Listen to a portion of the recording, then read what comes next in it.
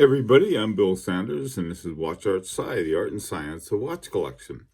In today's little vest pocket video, what I want to do is to introduce a watch company I know very little about, and it came to me from one of our collectors whose collection we'd review. You can look it up. It's Blaine's collection. And what Blaine sent me was this. It's a Czech company called Prim. And the particular watch that Blaine sent me is called the Prim Hiroshima. And it's a watch. It's really interesting. I don't know how much the dial has to do with Hiroshima. The back of the watch, you'll see in a second, is to commemorate the really it's a commemoration of warning of the damage that's done during war, especially with an atomic bomb. But it's not it's more of sort of what I would call an office watch, in the sense that it's hand wound. It's got brigade hands, and it has sort of what I call, it looks that a lot of people have referred to this font as a Art Deco, but it sort of looks to me sort of like a transition between Art Nouveau and Art Deco. But what do I know? I'm a watch collector.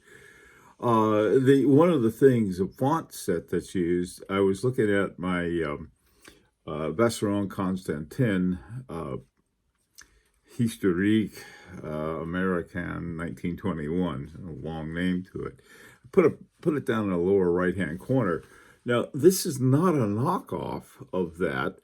You have a lot of people, they see similarities and they say, oh, well, it's a rip-off or a knockoff. It's not. I mean, these were general font sets that were used. Brigade hands are brigade hands, but it was just sort of a different context for the same font set. I love the font set, by the way. Okay, it's 38.5 millimeters, hand wound. The price I found on this was $36.68. So that was one I found on Chrono 24. I could not find a general price list.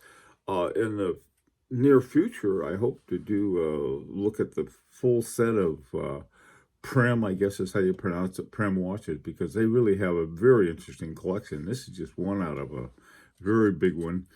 Here's some more pictures of the Prim Hiroshima, and the side view. It's a good thick one.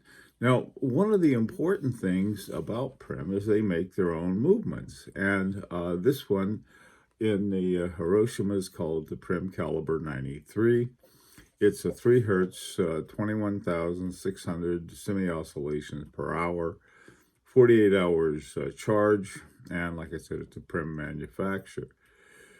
And it's hand wound, so it's there's no rotor. And from just looking at it, it looks like a free sprung. I could be wrong about this. I'm just sort of looking at it. It could be a free sprung balance on it, because I don't see, usually when you don't see a regulator around the balance, it's going to be free sprung.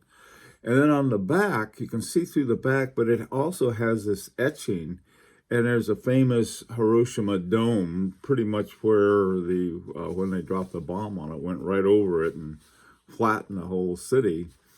And so you have you can, given the size of the movement and the size of the dial and everything, I think the movement's around 25 millimeters, and the case is about 38. So, it's not a perfect fit, but it's not one of these where you get a little bitty movement inside of a big case. And it's interesting. It looks sort of, looking at the movement through the etching, it gives it a little blurry, but you can see it pretty well. I think it's a very interesting one. I've seen other watches that's done this, but this is, I think, a very cool, very interesting watch. And I want to thank Blaine. You can add it to Blaine's collection. But I think more importantly, we're going to have to take a look at, find out more about Prim watches and see what they have to offer. Okay, that's all for today. And this is Bill Sanders for Watch Outside, the art and science of watch collection. I would very much like to hear your comments, opinions, and so forth. Thanks.